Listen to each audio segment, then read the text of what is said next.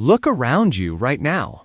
Notice the colors, the sounds, the feeling of your body sitting or standing, the subtle awareness of space around you. Now, imagine if one of those senses suddenly disappeared, not faded, not weakened, completely gone. How different would reality feel to you?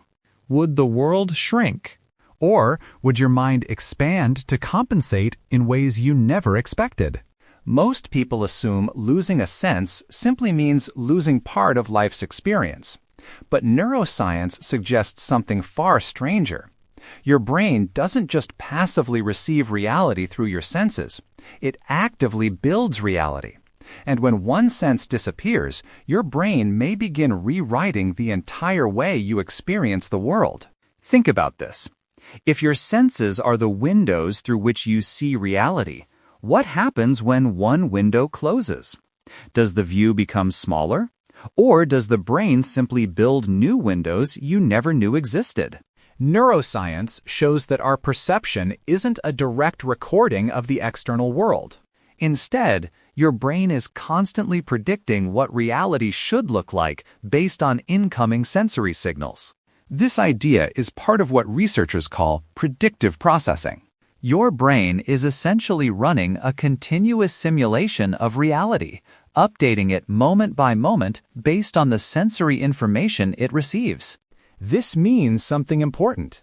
You're not just seeing the world. You're experiencing the brain's best guess of the world. And this becomes incredibly clear when humans lose a sense. Let's start with vision. When someone loses sight, especially later in life, many expect their visual brain regions to simply shut down. But research shows something completely unexpected. The visual cortex often stays active. In blind individuals, it can be repurposed to process sound, touch, and even language. Studies using brain imaging have shown that people who are blind from an early age can activate their visual cortex when reading Braille. In other words, areas of the brain once dedicated to sight begin helping the person feel language through touch. The brain is not fixed. It's adaptive, flexible, almost creative. Here's where it gets fascinating. Some blind individuals develop heightened abilities in sound localization. They can detect echoes and subtle audio reflections in ways most sighted people cannot. Some researchers describe this as a form of human echolocation. While it doesn't function exactly like bats or dolphins, trained individuals can detect walls, obstacles, and even moving objects using sound reflections. Think about that for a moment. The loss of vision doesn't just remove information. It can unlock entirely new ways of perceiving space and movement. But this isn't just about adaptation. It reveals something deeper about how reality works inside the brain. Neuroscientist Anil Seth describes perception as a controlled hallucination. The brain is constantly generating a model of the world, and sensory input simply helps guide and correct that model. So when one sense disappears, the brain doesn't stop hallucinating reality. It simply starts constructing it using different data streams. And blindness isn't the only example. Consider hearing loss. When individuals lose hearing, the brain often reorganizes itself to strengthen visual and tactile processing. Some studies have shown that people with hearing loss can become more sensitive to visual motion and peripheral awareness. The brain reallocates resources, enhancing remaining sensory channels. But hearing loss can also reveal another strange phenomenon.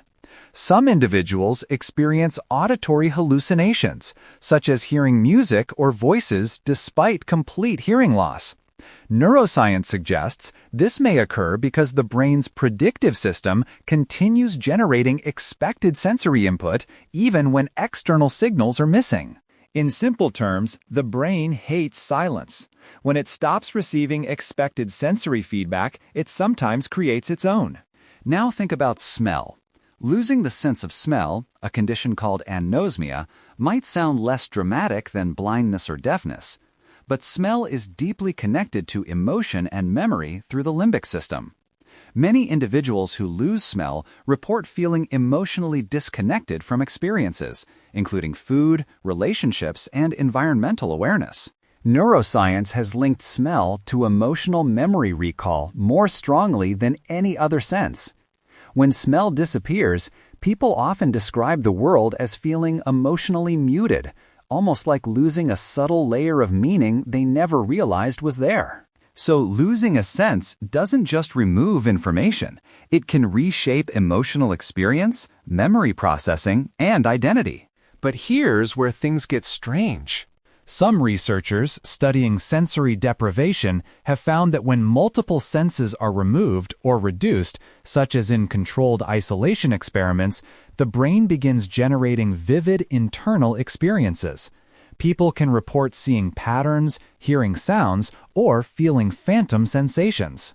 This phenomenon supports the idea that perception isn't purely external. The brain is always generating sensory models internally, whether or not external data is available.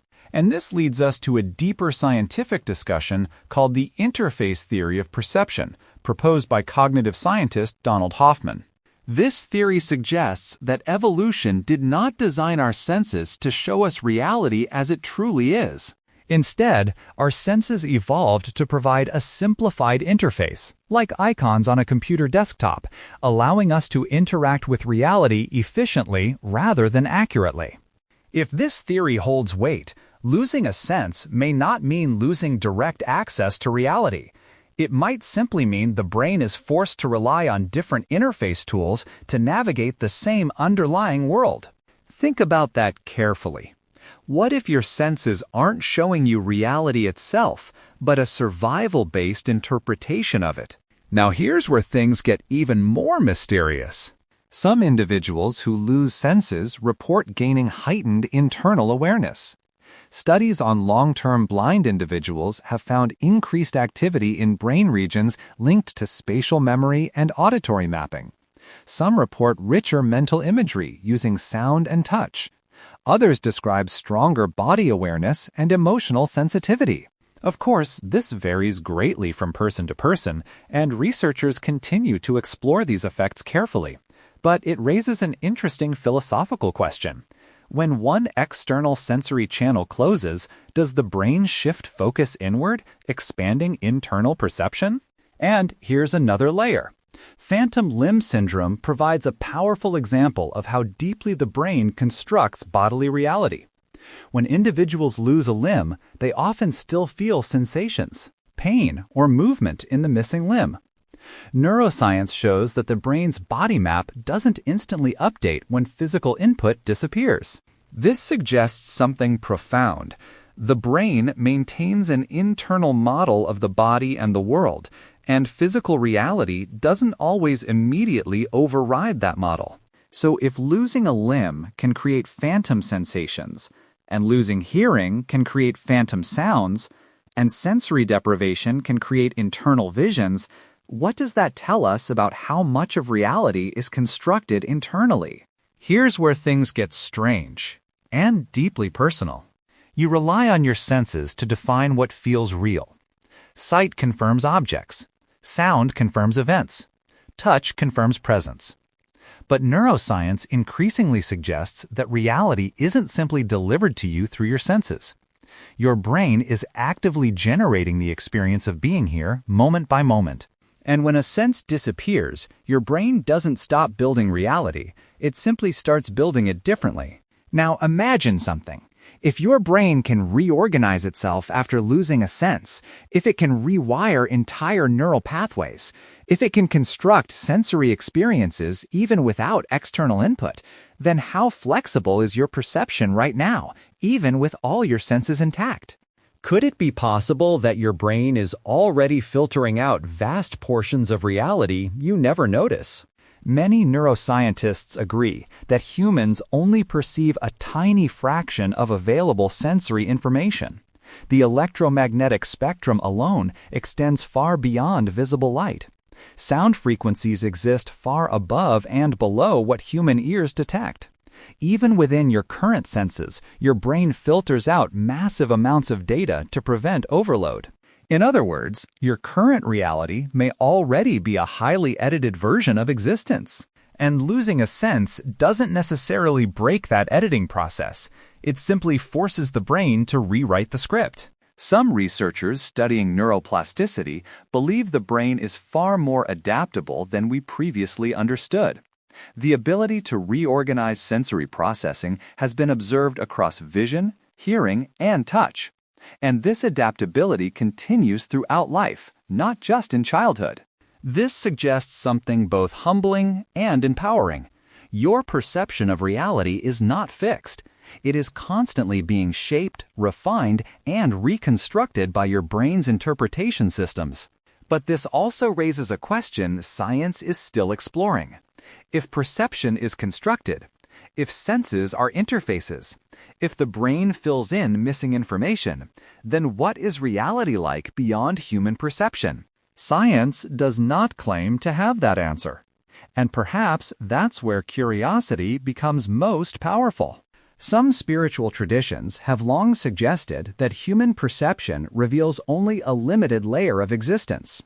Science approaches this idea differently, focusing on neural models and evolutionary adaptation. Yet both perspectives invite a similar sense of wonder, that reality may be deeper than what we immediately experience. And maybe losing a sense doesn't just show us what's missing. Maybe it reveals how incredible the brain truly is, and how flexible our experience of existence can become. So next time you look around, listen closely, or feel the environment around you, consider this. You are not just sensing the world. You are participating in a living construction of reality created inside your brain. What do you think this means for how you experience truth, memory, and identity? If your brain can rebuild reality after losing a sense, could it be possible that perception is more creative than we realize? And here's one final question to leave you thinking. If humans evolved with additional senses, or if technology one day expands our sensory range, how different would reality feel to you? Share your thoughts in the comments. I genuinely want to hear how you interpret this mystery. If exploring the hidden layers of science, consciousness, and perception fascinates you, consider subscribing to Reality X Decoded, where we explore questions that challenge how you see existence itself. And in our next exploration, we'll dive into a question that pushes this idea even further. What if your brain is constantly editing your memories to protect your identity? Until then, keep questioning reality.